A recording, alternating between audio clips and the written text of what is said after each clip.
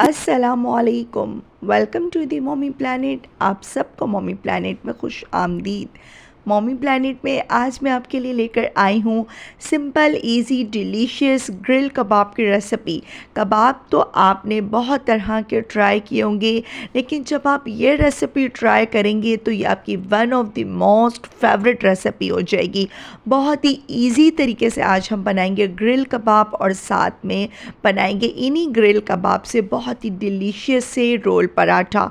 Channel पर अगर आप मेरे न्यू हैं तो चैनल को सब्सक्राइब कर लें, बेल आइकन ऑन कर लें ताकि हर आने वाली रेसिपी का नोटिफिकेशन आपको मिलता रहे। तो शुरू करते हैं आज की ये शानदार सी रेसिपी। बिस्मिल्लाहिर्रहमानिर्रहीम। तो सबसे पहले तो कबाब की मैरिनेशन के लिए हमें जो चीज़ें चाहिए होंगी वो मैं आपको बताती हूँ। ये जो मैंने कबाब बनाए थे, लाइक ये जैसे टर्किश कबाब होते हैं, सेम उसी तरीके से ये टेस्ट दे रहे थे। एक बड़े साइज़ की शिमला मिर्च मैंने ली है, उसको चॉप कर लिया है और इसका अच्छे से पानी निकाल दिया है। धनिया आपको लेना है विद स्टेम, यानी इसको डंडी के समेत लेना है। प्याज मैंने लिया है एक बड़े साइज़ का, छोटा हो तो आप दो ले लें। और इसका भी मैंने पानी अच्छे से निकाल दिया चॉप करने के बाद। और एक बड़े साइज़ का टमाटर लिया है और इसको भी चॉप कर कर इसका पानी निकाल दिया है। पानी निचोड़ना, पानी निकालना बहुत ज़रूरी है, नहीं तो कबाब आपके रनी से हो जाएंगे और अच्छे नहीं बनेंगे। चिकन लेना है आपने 500 ग्राम। 250 ग्राम आपने चेस्ट की पीस लेनी है और 250 ग्राम आपने थाई की, ताकि ड्राई ना हो जाए आपके कबाब। और इसको मैं चॉपर में अच्छे से सबसे पहले चॉप करूँगी और इसमें जाएंगे दो बड़े साइज़ के जो ब्रेड के स्लाइसेस थे, तो वो बड़ी वाली ब्रेड के स्लाइसेस थे, वो इसमें चले जाएंगे। अगर छोटी ब्रेड हो तो आप 3 ऐड कर दिएगा। सबसे पहले तो आपने जो चिकन लिया था उसको मैं अच्छे से चॉपर में चॉप कर रही हूँ। अगर आपके पास चॉपर नहीं हो तो आप बाज़ार से इसका कीमा करवा लें, ठीक है। और अच्छे से बिल्कुल फ़ाइन मैंने इसको चॉप कर लिया है और इसमें ऐड किया है मुट्ठी भरकर हरा धनिया विद स्टेम, इसकी डंडियों के साथ, इससे टेस्ट बहुत अच्छा आएगा। 2 टेबल स्पून भरकर इसमें गया है बटर का। अगर बटर नहीं हो तो आप स्किप कर कर इसमें घी का इस्तेमाल भी कर सकते हैं।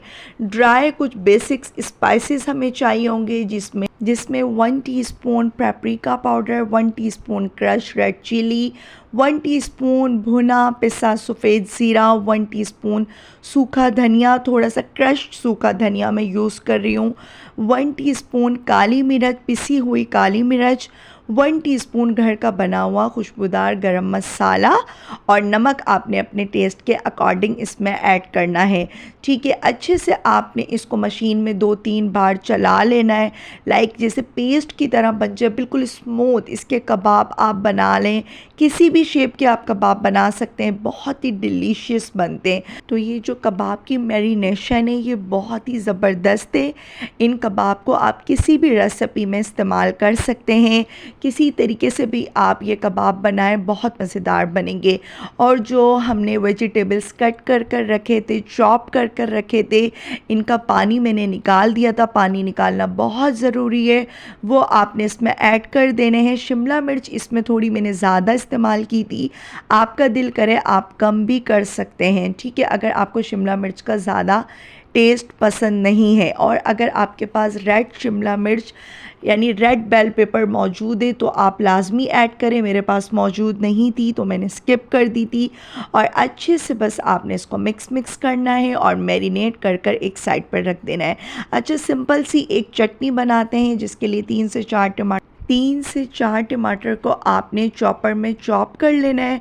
रेड टमाटर होने चाहिए, उससे चटनी बहुत अच्छी डिलीशियस बनेगी।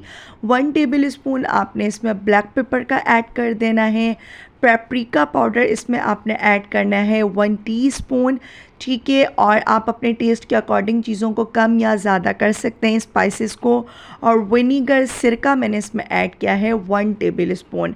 अच्छे से आपने इसको मिक्स करना है। और ये जो चटनी मैंने बनाई है ये मैंने टर्किश स्टाइल में बनाई है। और नमक आपने अपने टेस्ट के अकॉर्डिंग इसमें ऐड कर कर अच्छे से मिक्स करना है। और ये हम रोल और कबाब के साथ चटनी सर्व करेंगे। बहुत ही मज़ेदार, बहुत ही सीक्रेट सी ये चटनी है।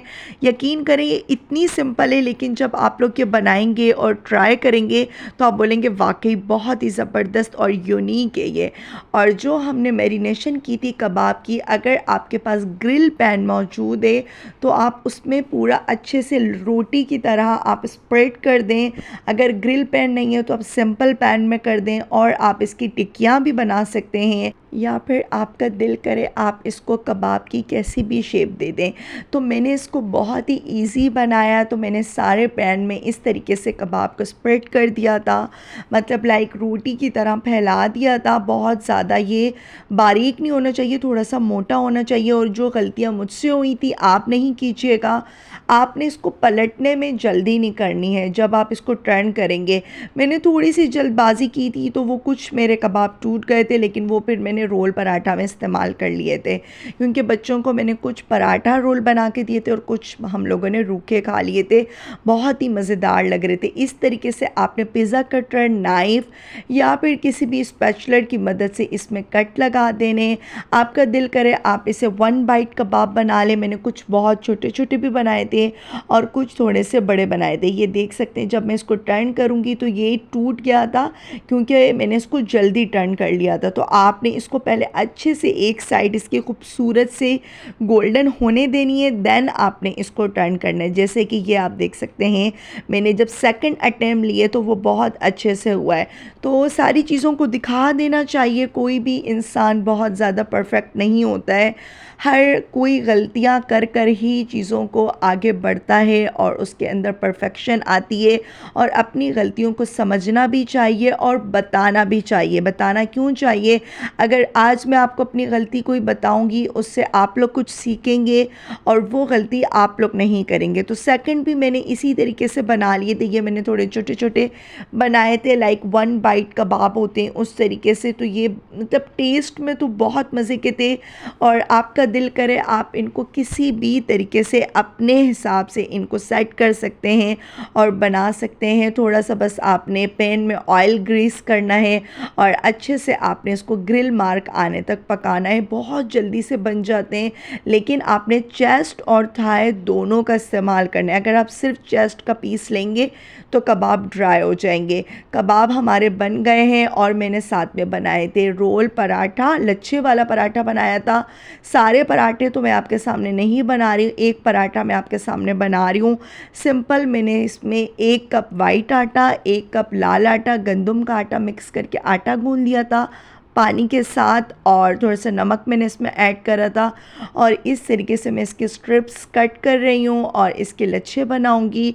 और ये पराठा इतना ज़बरदस्त लगता है इसके साथ, बहुत ही। और ये पराठा आप बच्चों को वैसे भी लंच बॉक्स में लाइक चिकन के साथ या किसी भी चीज़ के साथ आप लोग दे सकते हैं। तो बस आपने प्यार से इसका पेड़ा बनाना है और इसको बेलना है और इसको तवे के ऊपर डाल देना है। तवा गरम था क्योंकि मैं 2-3 पराठे पहले बना चुकी थी, बस लास्ट वाला बना रही थी। तो मैंने कहा चलें ये भी मैं आपके साथ शेयर कर दूं कि मैं किस तरीके से पराठों को लच्छे देती हूँ और मैं किस तरीके से बनाती हूँ। तो देख सकते हैं माशाल्लाह से कितना खूबसूरत, कितना कलर इसका कितना प्यारा आया और कितना प्यार सा हमारा पराठा बनकर रेडी हो चुका है।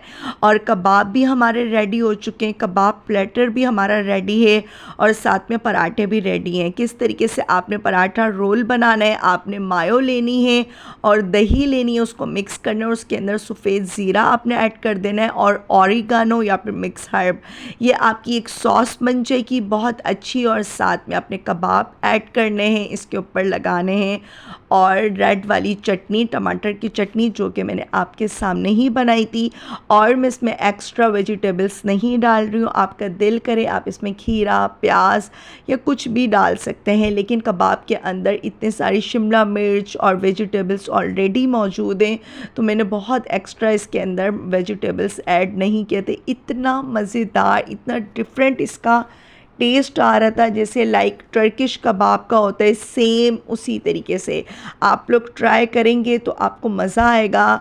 कुछ हट कर ट्राई करना चाहिए, वही एक सेम रेसिपी हम लोग ट्राई कर कर के और टेस्ट भी हमारा बोर हो चुका होता है कि वही टेस्ट हम लोग बार बार ले रहे होते हैं, तो थोड़ी सी डिफरेंट चीज़ें करते रहने चाहिए।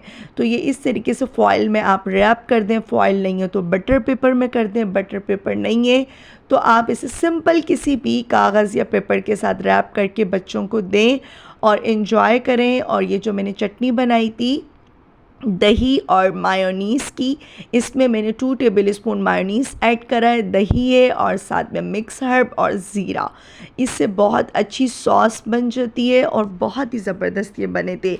उम्मीद करती हूँ आपको आज की रेसिपी बहुत अच्छी लगी होगी। रेसिपी अच्छी लगे तो लाइक शेयर एंड सब्सक्राइब करना आपने बिल्कुल नहीं भूलना। अल्लाह ताला आप लोगों का दस्तरख़्वान भी इतने खूबसूरत तरीके से सजाए रखे। आप लोग भी ये रेसिपी बनाएं, लंच में बना सकते हैं, डिनर में बना सकते हैं और ये कबाब आप लोग बनाएं मॉर्निंग में बच्चों को लंच बॉक्स में दे सकते हैं, तो बच्चे बहुत इंजॉय करते हैं।